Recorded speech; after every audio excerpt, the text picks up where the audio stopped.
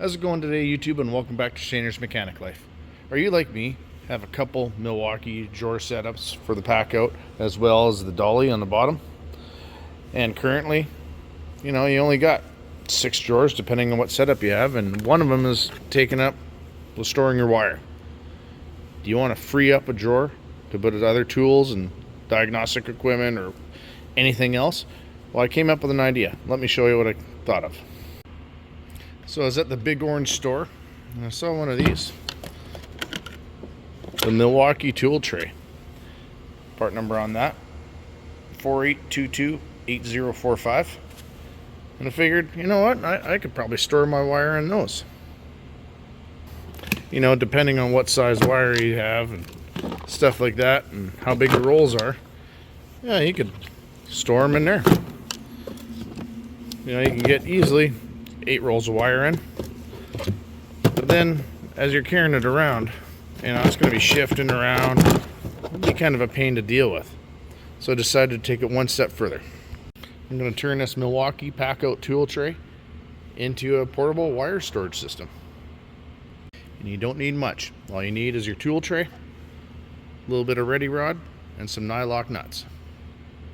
Well, in this video, I'm going to take you through the build and show you the end result. Here we go. Now, because I'm going to have ready rod going through so the wire can roll on it, I've already taken out these 4 dividers. Next, you want to get a roll of wire or whatever you're putting in there. You want to eyeball it. So basically what you want to do is measure from the top down to the center point of your ready rod. That way it kind of keeps it off the bottom so it's not rubbing on the bottom of the tool tray, and you still have clearance from the top. Now, I haven't done this build yet, so you're coming along with me for the first ride. It may work great, or I may just wreck this tool tray. Only one way to find out. So anyway, I eyeballed where I want my ready rod. You can see the one dot right there. And I got, it's 3/8, so I grabbed a 3/8 drill bit.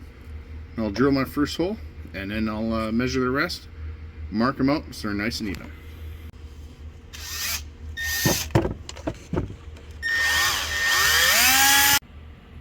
Okay, I got my first holes drilled. Now let's pass the ready rod through and see how well it fits.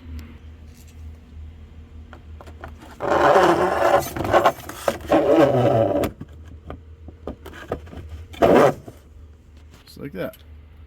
So now we'll put a nylock nut on that side until it's flush, and then we'll measure our ready rod and we'll cut it to length. So we got a nylock nut and washer on one end, ready rod sticking out, and I'll just place a washer, another nylock nut, mark the ready rod, and we'll cut it to length. So next you can place your rolls of wire in your tool tray, whatever colors you want, whatever order, but keep an eye on where the wire is rolled. What I want to do is I want to have it coming up over the top of the roll on all these. I'll make sense more once we get a little bit further along. So now you can grab your ready rod with a nylock nut and washer on one side and start feeding it through your rolls of wire to the other side, and then put your washer and your nylock nut on the other side and just snug it down past the nylock strip. Now, I generally do a lot of trailer wiring, which is 7 wire. I got all 7 colors that I deal with, and just notice red, white, and blue.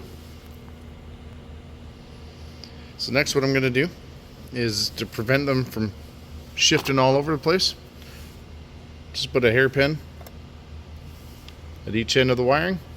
That way if you want to adjust it, change rolls, it just makes it quick and easy. So just push it down at the end of each roll, and that'll help keep things in place for our next step. Now the back row, I'm going to feed underneath the handle. I guess we can take this tag off. So now that's off. I can feed the back row underneath the handle like so.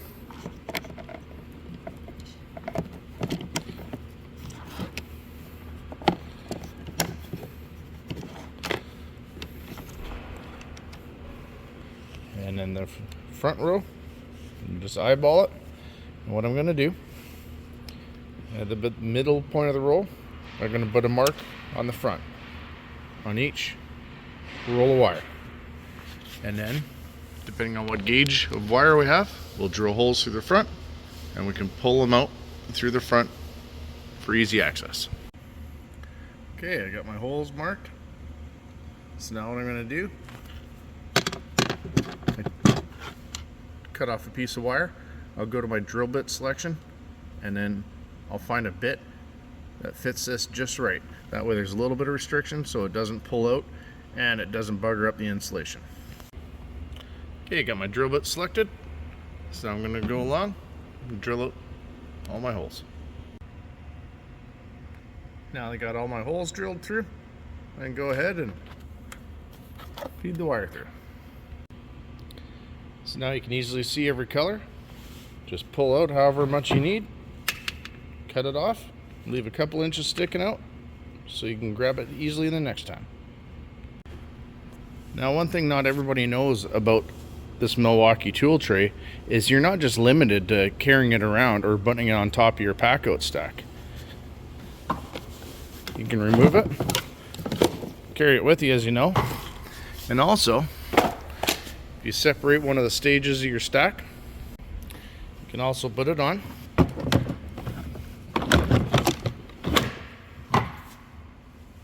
Lock it on, and you can take another stage and even fit it on top. You know, you don't have full depth, but it'll work.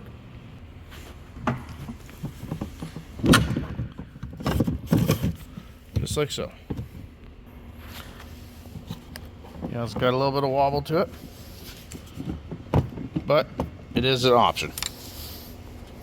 Especially if you want to keep your rolls of wire nice and dry. But for the best stability and best lockdown, keeping it on top is the best way to go.